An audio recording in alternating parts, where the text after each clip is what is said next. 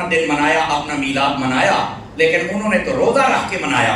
तुम सुन्नी तो आगे बढ़ जाते हो, तुम तो साथ में जुलूस भी निकालते हो और झंडा भी लगाते हो और लाइटिंग भी करते हो और फिर मौलाना को बुला के तकरीर भी करवाते हो और साथ में लंगर भी पकाते हो। तो देखो ना, नबी पाक ने अगर मीलाद मनाया रोजा रख के, तो तुम तो आगे बढ़ गए, तुम आगे क्यों बढ़े हो?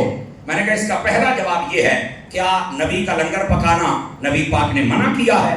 क्या नबी का जुलूस निकालना नबी पाक ने मना किया है? क्या ये झंडा झंडी लाई ये शरीयत में कहीं मना है? कहता है नहीं। तो मैंने कहा जनाब फिर मना आप भी नहीं कर सकते।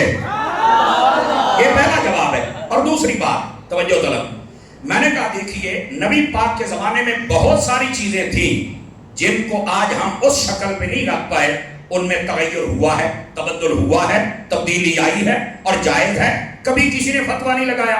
फॉर एग्जाम्पल, नबी पाक के जमाने में मस्जिद ऐसी होती थी, बतलाइए मुझे, तो फिर ये मस्जिद की सारी शक्ल सूरत बदल गई। अब तो किसी ने फतवा नहीं दिया कि तुम आगे क्यों बढ़े हो और तुमने पक्की मस्जिद क्यों बनाई है और तुमने ये काम क्यों किया है। आप कहते हैं नहीं ये जदीद दौर आ गया तो इसकी जरूरत है, अगर कच्ची मस्जिद रखेंगे तो मजा नहीं आएगा। तो मैंने कहा जदीद दौर में कुछ चेंजिंग आ गई ना, तब्दीली आ गई ना। अगर जदीद दौर के तकाजों में आप मस्जिद में तब्दीली कर सकते हैं तो आप मिलाद में नहीं कर सकते? चलो अगर नहीं समझ आई तो मैं मिसाल और दे देता हूं।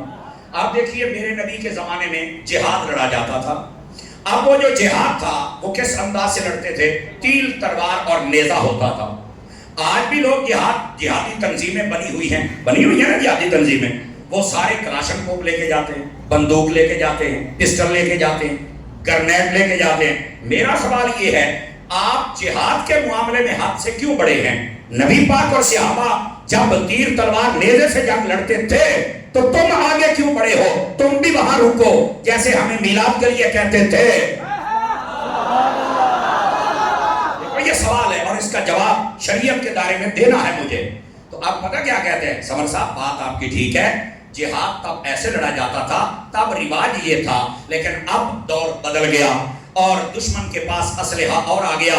अगर हमने दुश्मन का मुंह बंद करना है तो हमें ये जदीद असरा उठाना पड़ेगा। अगरचे शक्ल सूरत बदल गई, चेंजिंग आ गई, लेकिन मकसद तो जिहाद है।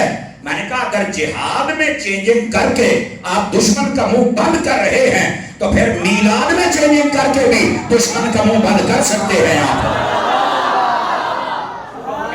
कोई नहीं है।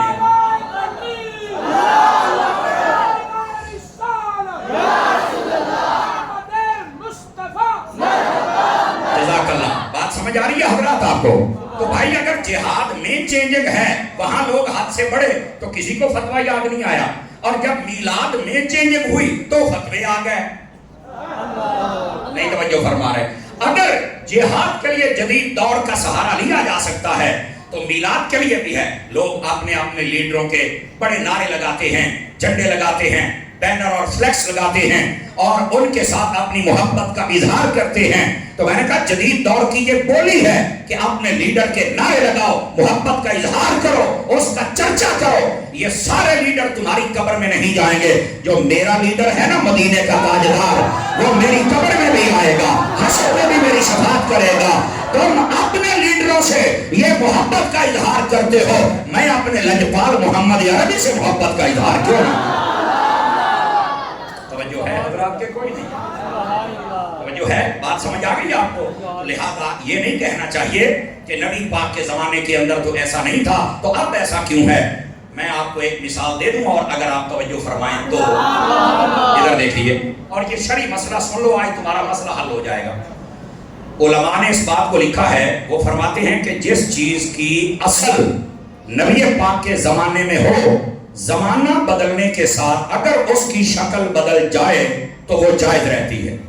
जिस चीज की असल नबी पाक के जमाने में हो, शक्ल बदल जाए वो जायज रहती है। मिसाल के तौर पर नबी पाक अलैहिस्सलाम के जमाने में सवारी थी और 4 चीजों पर सवारी होती थी। एक ऊंट, दूसरा है घोड़ा, तीसरा है खच्चर, चौथा है गधा। अब ये सवारी है।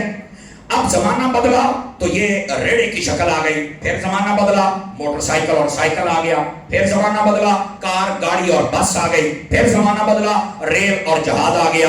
अब सारे बंदे कौन है जो खोते में बैठ के सफर करता है? سمجھ آ رہی ہے نا؟ کون ہے جو کھچر پہ بیٹھتا ہے؟ گھوڑے بھی شاید خال خال کہیں ملتے ہوں گے اور اونٹ کی سواریاں صحرا کے علاوہ کہیں نہیں، لیکن اب زمانہ بدل گیا، سواری کی شکل بدل گئی، لہذا جائز ہے۔ کیوں؟ کہتے ہیں نبی پاک کے زمانے میں